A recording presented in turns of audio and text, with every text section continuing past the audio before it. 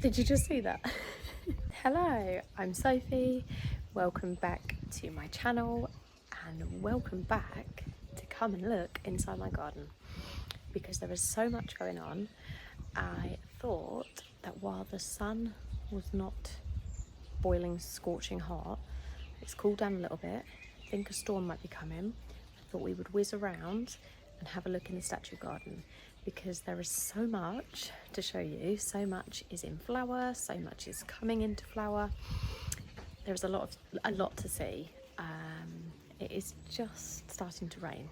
Perfect timing. So let's see how we get on. So let's hope that we're not going to get rained off. Let's see how we get on. But you will see that we've got lots of flowers going on. So it's the first season, the first summer of this planting and this border and this garden. Lots of the plants were in this garden already but might have been moved around, but especially all the borders along the back, this is new. This is a lot of trials and experimenting. Some things have gone great, some things, tall larkspur, I'm looking at you, have not gone so good. Anyway, so let's start off. I always like to start at the entrance. So this is the gravel and these are just our old upcycled bathroom tiles. So we have got alliums, a lot of alliums. Some of them are absolutely enormous. The only allium bulbs I've ever bought are Purple Sensation. I don't know why they're so big. And I also think that a lot of these plants down here seem to have been squashed. I can only gather that children have jumped out the window. So we've got some astilbe over in that shaded corner. These lovely ferns, which were from Tesco's a couple of years ago. I get a lot of comments about these over on Instagram. People just love them. The colour is so vibrant. Hydrangea Annabelle doing exceptionally well this year. That one has got enormous. So this is their third year being in the garden. Then we've got Veronica, which I bought one Veronica plant 3 years ago, and I've divided it. So they just kind of, they're the gifts that keeps on giving. Then down here we've got Swan River daisies, which I grew from seed by the 100. I've got tons of them. That's a platycodon balloon flower. That is osteospermum that I've grown from seed. Then we've got lovely Chinese foxglove, which I've propagated that one. The main plant is over there. Alstroemeria, I've got 2 of them. In fact, one's in a really stupid place. I think I'll move it for next year. Oh, cheeky little weed in with that geranium roseanne, that can come out. Lots of geranium roseannes and steeper grasses planted in the gravel, which look really good. And then we have this corner. I had really high hopes of what this corner was going to look like. It's the backdrop to our morning cup of tea bench. And the slight problem is that the larkspur have grown enormous. So I autumn sowed these larkspur and they are at least 2 foot taller than the larkspur that I grew last year. So I did not anticipate for them to be quite so giant. Same with these Veronica.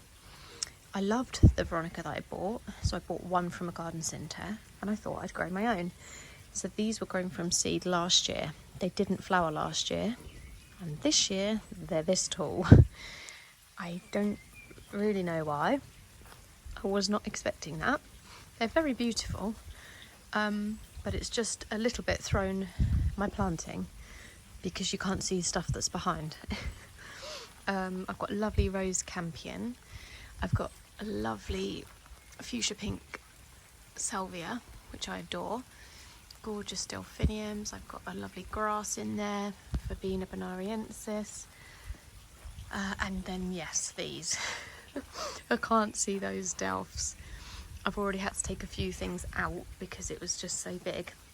But anyway, for next year, I'm going to put that weed there. For next year, I can plant them somewhere else. Foxgloves, then the white is larkspur.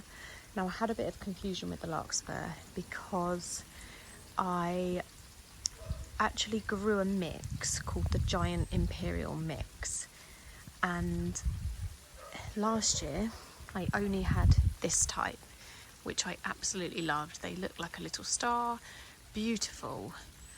And then the first of my larkspur to arrive this year were these tall ones, and I didn't get any of them last year, but it was the same seed packet, so I'm not quite sure what's going on. As you can see, I need to deadhead this one now, and that will promote some more flowers to come up, so I really need to do that this weekend. You can see the purple, all the purple is Salvia caradonna. These were added in January, and I bought them as 9cm plugs from Crocus, and I planted a lot of them because when I was sitting on the bench I wanted my view down here to have drifts of the purple, so I'm so pleased that I've got the look I was going for. Really pleased about that. Then more Swan River daisies. Then I've got all of my things in the front which I absolutely love, so Sea Thrift and Viscaria vulgaris, although they've gone over now, and then Sedum. So I've repeated those 3 plants along the front of all of the border, and actually some of them are evergreen, so that's really good. Yeah, more Swan River daisies. I started to grow them in the winter. I think I started doing them in about January. I might actually try and prop some of these up a little bit, otherwise they might just grow on the floor, which might not be ideal. I've got an echinacea in there that I grew from seed last year. Lots more larkspur, another lovely delphinium. Foxgloves. I've got a lot less foxgloves than I did last year, but they still look pretty. In fact, I just thought I'd missed this. This is my David Austin Rose Gertrude. We didn't talk about her. Beautiful.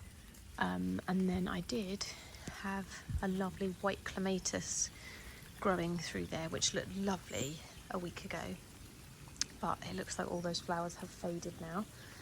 Just spied a little cosmos in there. That's Cupcake and Saucer. Is it? Maybe it's not actually. Anyway, that's going to get quite big. I've got a few more cosmos to plant out actually. And I've got another rose down here. That's Gabriel Oak. Again, I wasn't expecting the larkspur to get quite so big, but we'll make it work. Origeron, not sure which variety this is, but that needs staking. Oh my gosh, maybe that is going to be my purple penstemon. Perhaps this is going to be Penstemon Catherine de la Mer, which I've been waiting a whole year for. Fingers crossed. And then that is a beautiful white and lilac phlox. Then yeah, repeated planting all through here. My lovely big green Fatsia over in the corner. The fish and the frogs, I've been sat there watching them today, which has been lovely. More phlox, more Veronica. Then I have got Lythrum. That's Lythrum Robert, which should be about to flower really soon. I've only got 3 dahlia in this border this year, which are hidden at the back. Talking of the back, I've just spied some whopping weeds in there. I need to get my hoe out and get in there, I think. But yeah, it's looking really beautiful and quite magical. And I'm actually, although I hadn't intended on things being quite so tall, kind of when I look at it, it does give it quite a magical feel, having all these tall flowers. So it's definitely giving me inspiration and ideas for how I can mix things up a bit for next year. So I definitely won't have all of the tall ones so close to the front. And then I've started on my phone what I call a missing list. So it's plants which I feel are missing. So some sort of mid-height bits and bobs to add in for next year. And I'm also going to be doing some propagating and dividing just to try and bulk the border up with my own stock. For example, that campanula is so nice, but I've mainly got one big clump of it, so I'd like to divide that and have some more of that dotted around. But I'm really, really pleased for its first year how it's looking. Yeah, really pleased.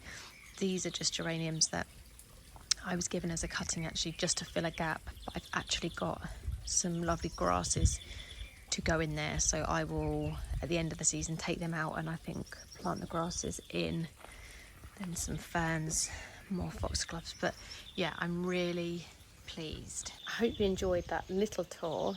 It's now really raining a lot. I need windscreen wipers on my glasses, so you kind of get an idea of what's going on as we head into kind of mid-June really. But yeah, I'm really, really pleased with how it's gone so far. So I've had interest from March, then April was really good, May was really good, June's been good. Usually it's kind of August, September time that I've struggled in this garden in the past, and I didn't want to just fill it with dahlias and annuals this year. So hopefully I've got enough things that are going to come through to give me interest all summer until the autumn. Anyway, that's all I've got time for right now because it is raining, but I will do a whiz around the rest of the garden another time and show you that. So thanks very much for watching. Don't forget to give me a thumbs up if you liked it, and subscribe, that would be great. Thanks a lot.